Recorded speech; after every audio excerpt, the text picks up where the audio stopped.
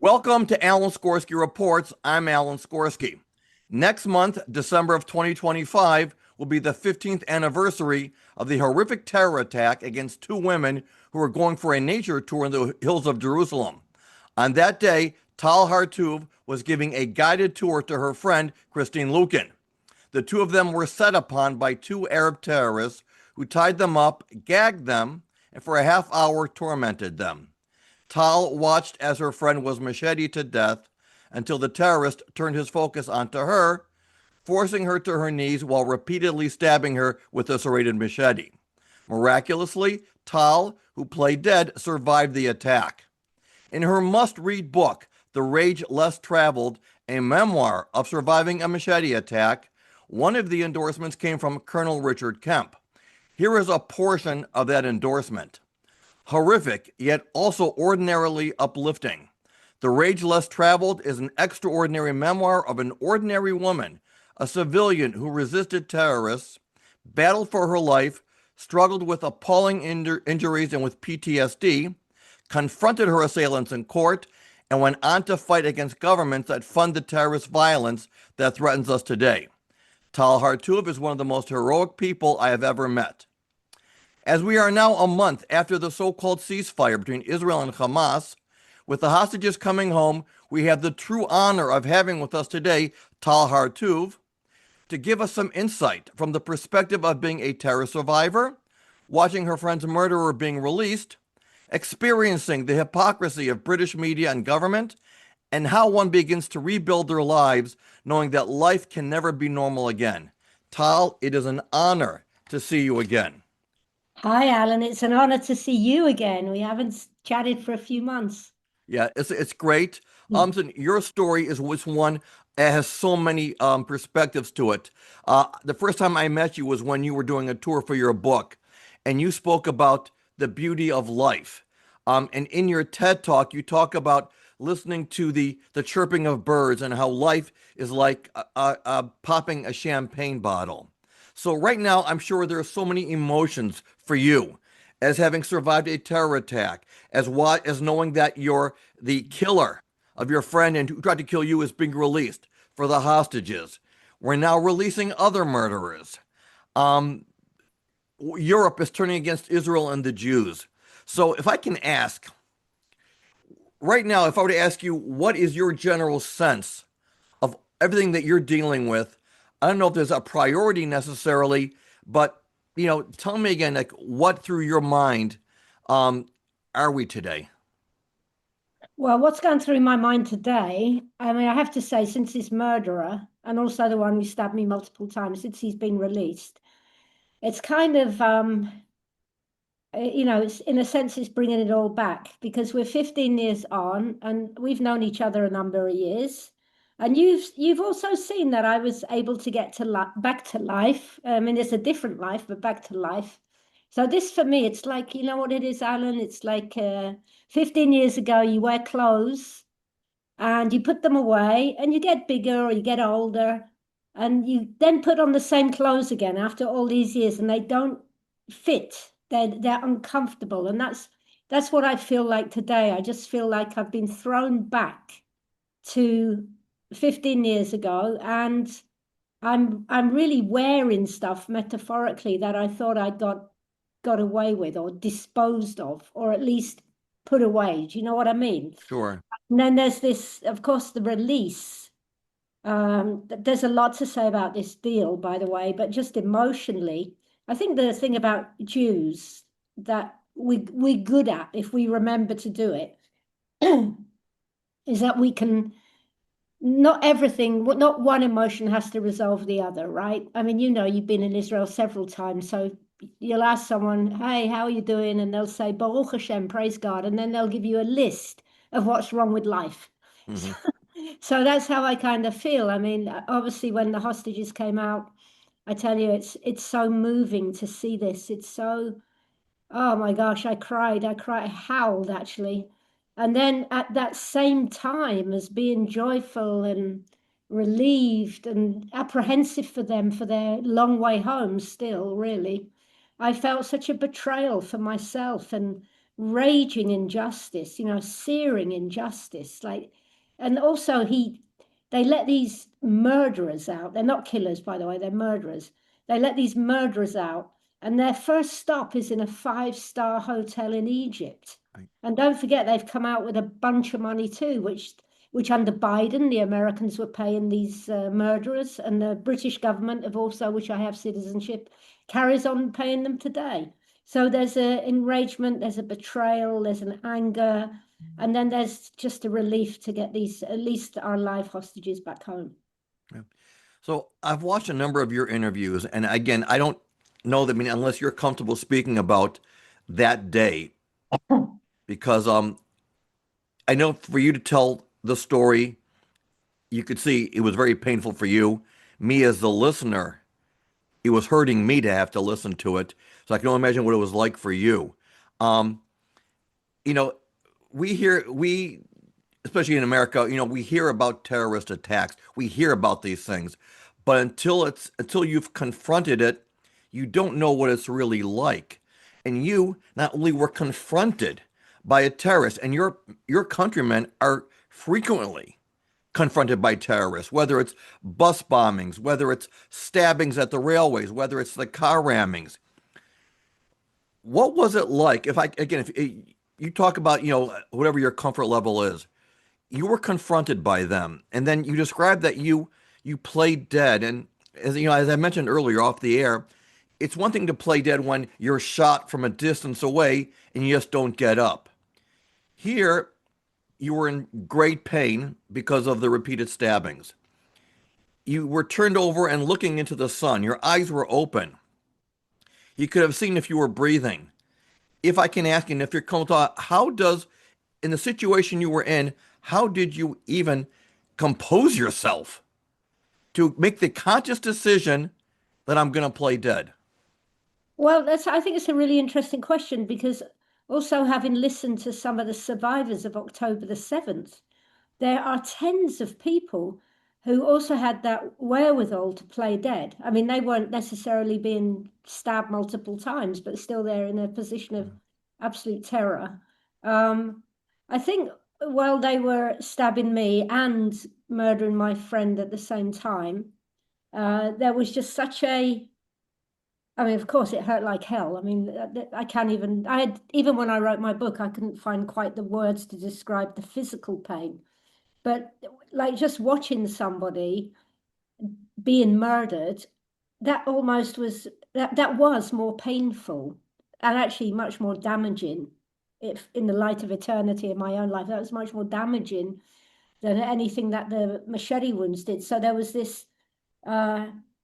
was this disbelief and the pain and just trying to get my act together and not move, not blink. And I don't know how I did it, but the overwhelming thought going through my mind was like, I'm like 45 years old and I'm 44, I'm 45, and I'm being murdered. I mean, just this, oh my God. The thought was just, it was otherworldly. And then by the time he turned me on my back, I mean, I was already like all my ribs were coming out of me, and I'd already got a collapsed lung and so many injuries.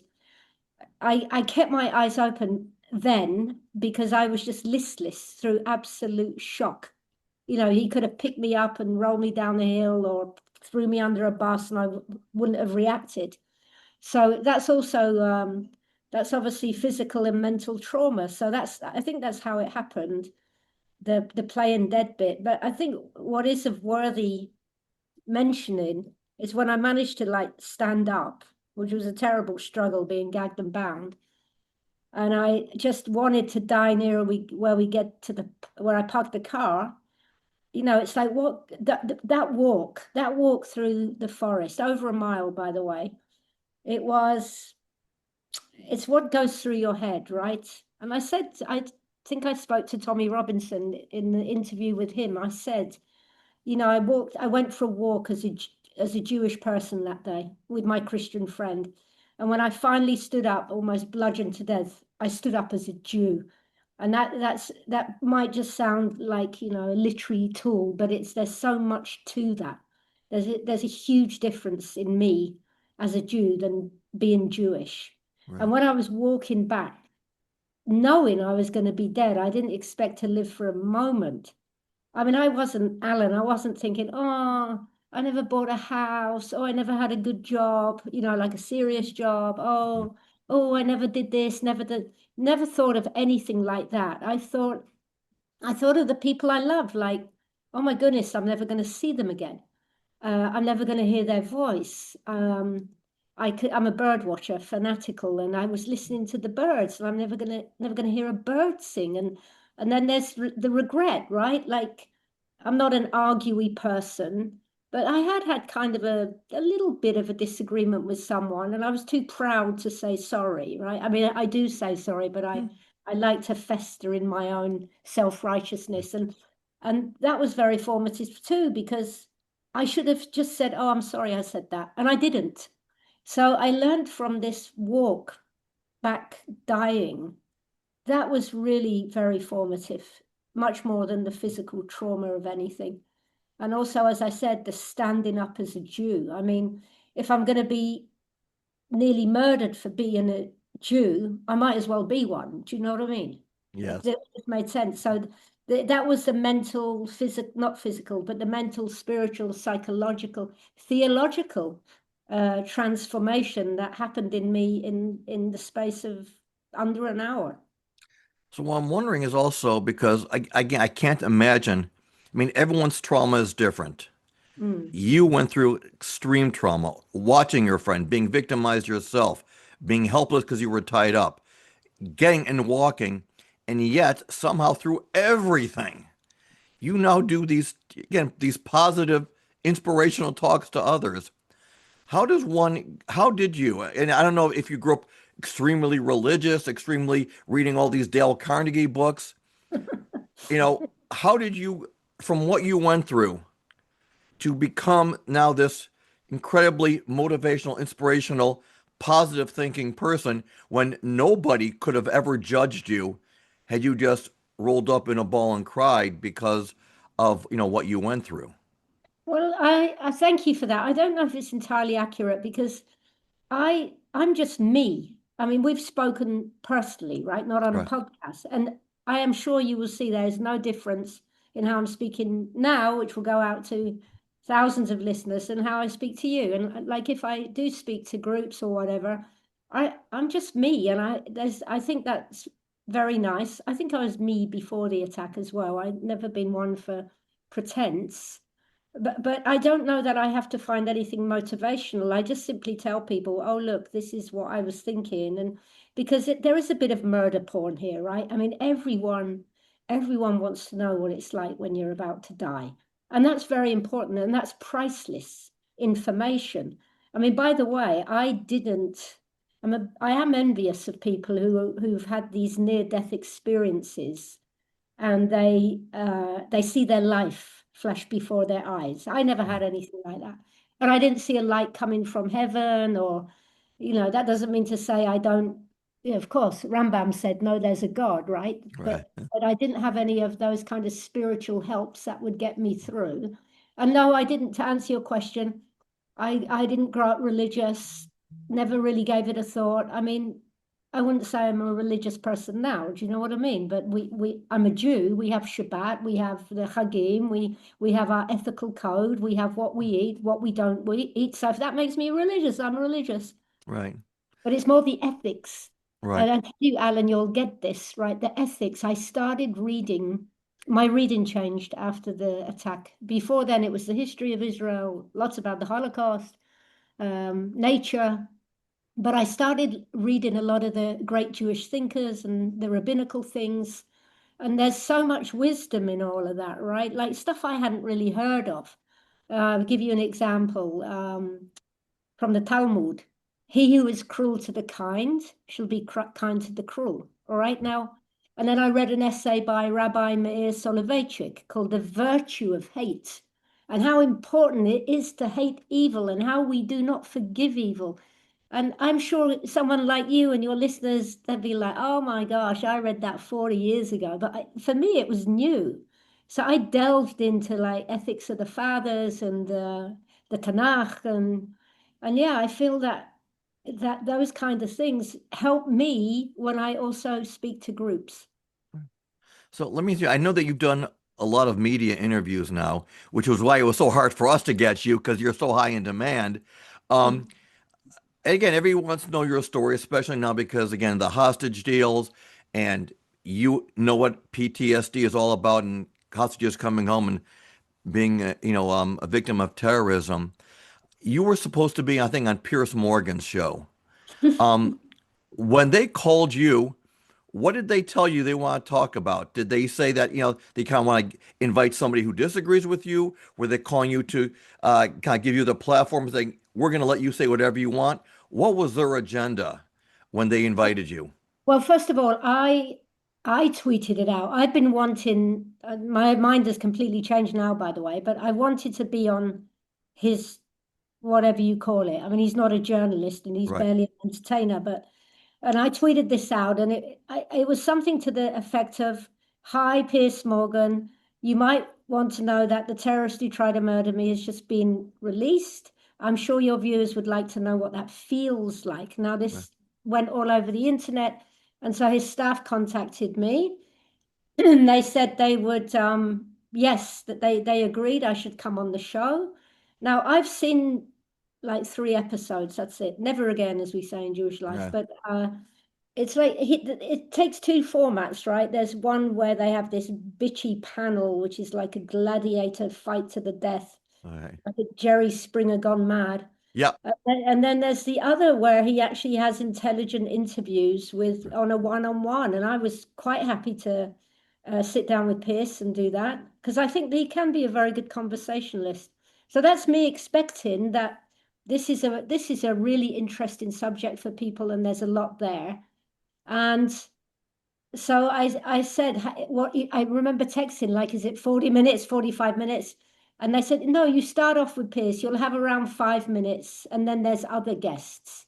Now, I pushed them and I said, what do you mean other guests? And they said, well, there's a panel. So I write back and I said, but I'm not debating my story. This isn't entertainment. Right. There's some good ethics here for everyone. But okay, I agreed. And then I said, who is it? And they said, oh, it's Dave Smith. All right. So I had to look up who that person was. Terrible guy. Yeah, yeah, obviously. And anyway, they cancelled at the last minute, which was unfortunate because I'd planned to go and do a fundraising hike for victims of terror. So he really screwed that up for me. And then a few days later, they said they want to schedule again, and then he cancelled again. And actually, he cancelled for Eli Sharabi, who had a full 45 minutes. And Eli Sharabi, as we all know, is the most amazing man. So then they rescheduled. They said, look, we can do this and this and this. And I just wrote back and I said, listen, I don't want to. I have no guarantee that you won't cancel. And I've thought about this panel issue, right? I'm not sure you're not going to monetize on my injuries or on the death of my friend. And ever since I had the wherewithal to cancel that, and I'm so glad I did, honestly, Alan, I thought a lot about Piers Morgan, and I think people like him, they need to be held to account for what they have done during this war, which is really stoke the coals of enmity. And it's like I said, it's either casual cruelty at Israel's expense, a human being lives, and the fact that he's making a profit out of people's pain. I think it's appalling. And the only reason I'd go on there, which or would have gone on there, would have been to tell him that.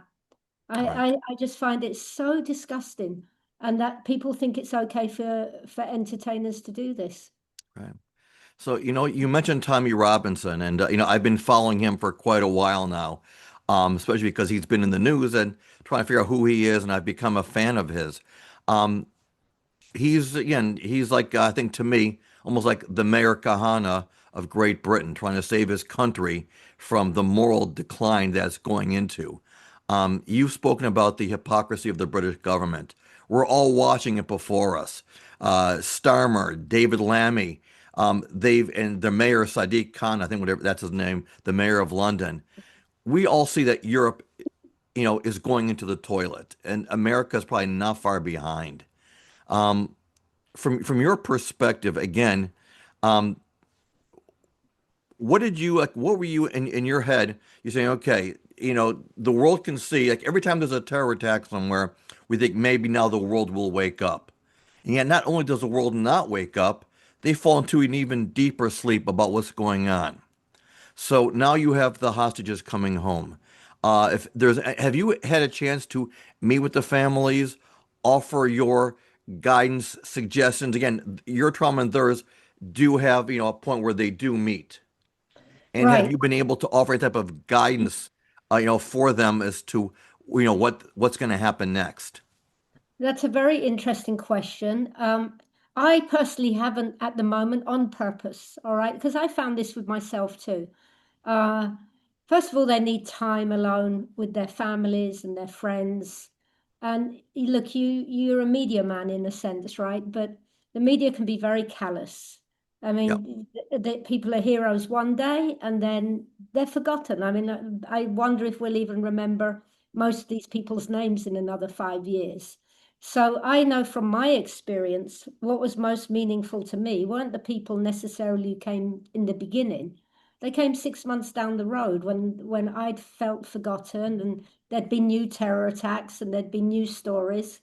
So I don't feel at the moment it's the right time for me, but I will certainly I want to go and meet with them, but I don't think that that time is now. Have you been interviewed by British media while, following what happened to you since then and with what's going on now? Um, Telling them, first of all, again, we know that the reporting is incredibly biased, but have you been able to go onto the media and kind of set them straight as to either how they're missing the point or they're falling into the same trap as other, left-leaning countries have been taking their countries down into with the rise of Islamist-inspired anti-Semitism? Well, when no, this is there's a history to this because when I published my book, I wrote the manuscript. Um, and the actual chapter about the murder, that was something I did in trauma therapy, and it actually matched up with the police interrogation. So it wasn't something like, it was written immediately. It wasn't a memory, and it Right. became very visceral, that chapter. And and then when, I gave that chapter for people to read, and they said, oh, you should certainly write the rest of the book. So I put a pitch out for my book. And because I was already quite well known and the story is out of the ballpark, basically there's three requirements to get a publisher. One would be you already have a platform. Two, you've got a unique story. And three, you can write.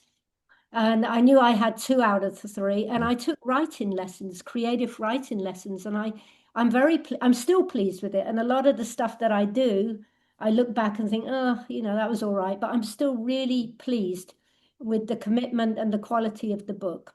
Now, all that to say, I got an agent immediately. In fact, I got the best literary agent in the world who sent um, the manuscript to all the big New York publishers. Now, Alan, this is in 2016. All right. This is 7 years before October the 7th. And it's a memoir. The memoir is about me. You've read the book. I barely mentioned them, only in the court where it's just what Right. does it feel like to be in court? So all these New York publishers, I mean, the biggest in the world, they all wrote back and said, wow, what a story. And I was so pleased. They they praised my writing. They said, this is fantastic writing. Now, that's what anybody who doesn't really know how to write wants to read. And then there was a little caveat, and it was because she doesn't mention the suffering of the Palestinians, we won't be publishing her book. So I was deplatformed already in 2016. The mainstream media, which would be the BBC, who, by the way, are now, they've just been caught with their pants down for doctoring a piece about President Trump as if he was Right. inciting violence. And the other mainstream media, Sky News, they've consistently and constantly refused to interview me, even though, as you know, I work with a young Palestinian man to set up a little educational club so these kids would learn about life and they wouldn't go around slaughtering Jews. So the only media that's actually done anything since the release of this Savage. It's a new channel relatively. It's called GB News. They're very good. They're much more conservative, but not a word from the BBC and not a word from Sky News. I'm floored. Yeah. Especially because again, your story has nothing to do with Palestine. Okay, whatever it is. Now I'm speechless. No, you are you're a great writer. I loved your book. Um, there was a documentary called, I think, Black Forest, Hmm. which documents um the day that you and Kristine were going for a walk and what happened afterwards. Is that something that is readily available now, like on Netflix or on YouTube? Um, yeah, on YouTube, but it's only in Hebrew. I can try and I subtitled it into Oh, English with the help of a couple of mm, people. That documentary actually won an award. right. Uh, and once again, actually somebody put my memoir also to Netflix and these big movie companies, and that nobody wanted it. It's like, what about the Palestinians, all right? I don't know. But I yeah, mean, they put Fauda in there. They've got all these very pro-Israel leaning.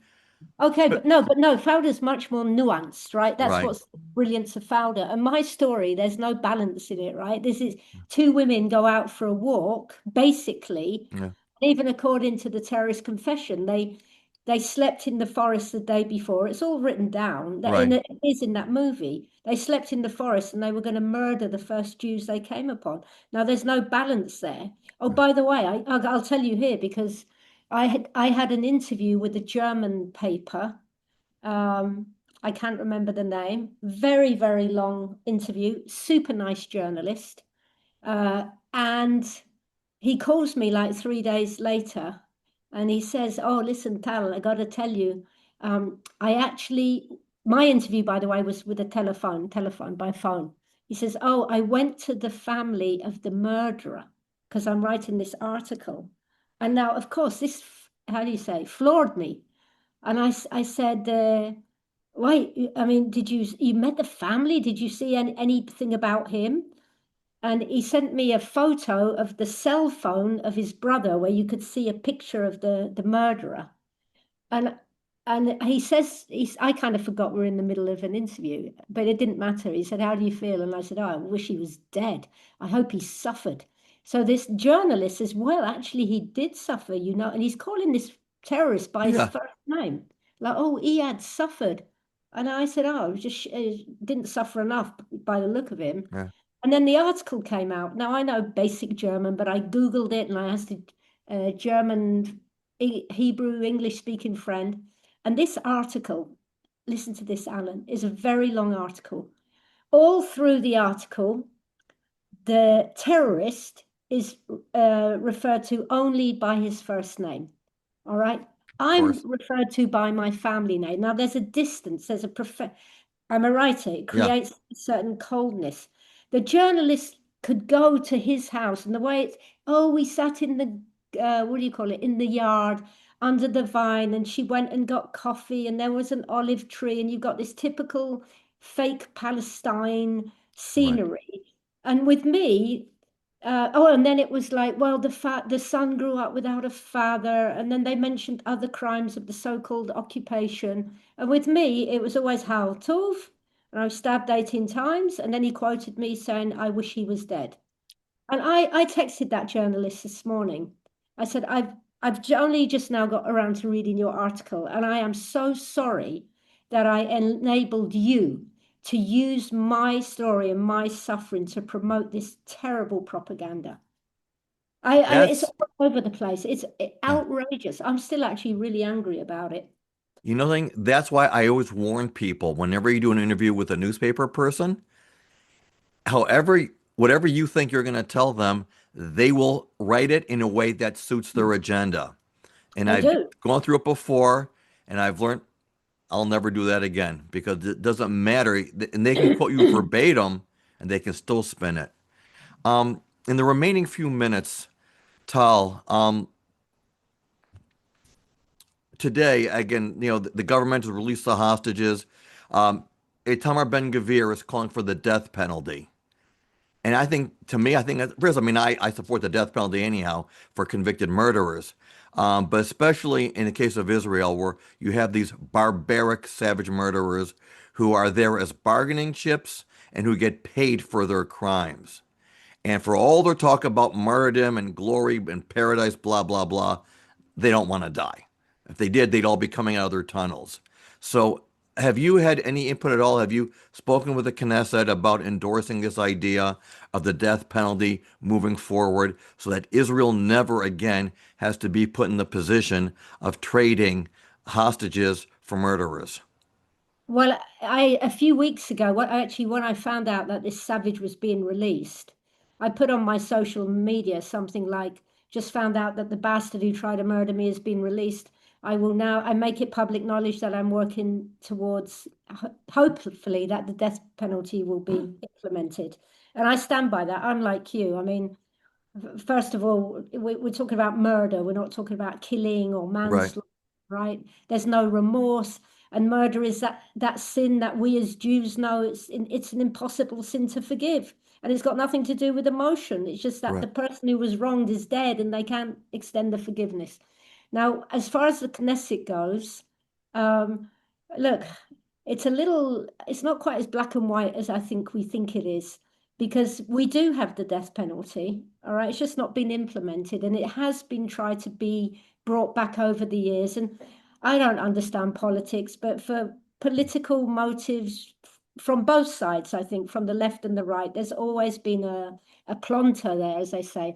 But one thing that would be good if it's implemented. I mean, I also think these things will take years before we actually hang them. I'm really happy to volunteer to do that, by the way. But what it would do, it's like, as I understood, I did talk to a lawyer. Once they've been sentenced to death and they're on death row, even if they haven't yet been executed, they're not allowed by law to be released. You understand? So mm, that would be only a step in the like a positive step. That's the step in the right direction. Look, we have to bring back the death penalty. We must. We've got it in our heads. I don't know what's happened over the years with the state of Israel, but and this is what I mean when I say I stood up as a Jew, right? We must realize that whatever we do, the world is not going to like us. That stands for Jews and for the state of Israel as well. And we can't keep moral, how do you say, virtue signaling. right, Like, oh, we're only going to precisely bomb this building. Oh, it's only against the Hamas, when actually, nudge, nudge, wink, wink, we know it's thousands of civilians. So if we think by not holding the death penalty, oh, look, we're a democracy, we're a liberal democracy, we don't have the death penalty, it's time for us to get real. All right, I blame our own government for that. It's not a failing of anyone else, and it's not just a failing of this present government. It's the governments that have gone before them. But as Jews in Israel and Jews outside of Israel, I think the message from this death penalty thing is we've got to wise up. No matter what we do, what war we fight, how we fight it, the world is never going to like us. right. Tal Hartuv, it has been an honor. Author of The Rage Less Traveled, a fantastic book. As Colonel Kemp said, you are one of the most courageous and bravest women. I look at you and I said, this woman she's thin. How did she survive a brutal attack? I don't understand. Your mental capacity, your mental bandwidth, your ability to have gone from what you went through to becoming, again, just a and like I said, I'm just me. And that in itself is a real sign of also of just humility. You've been a blessing for the Jewish people in the state of Israel. God bless you, and I cherish our friendship, and I look forward to seeing you again soon. Thank you, Alan. God bless you and all your listeners. Thank you.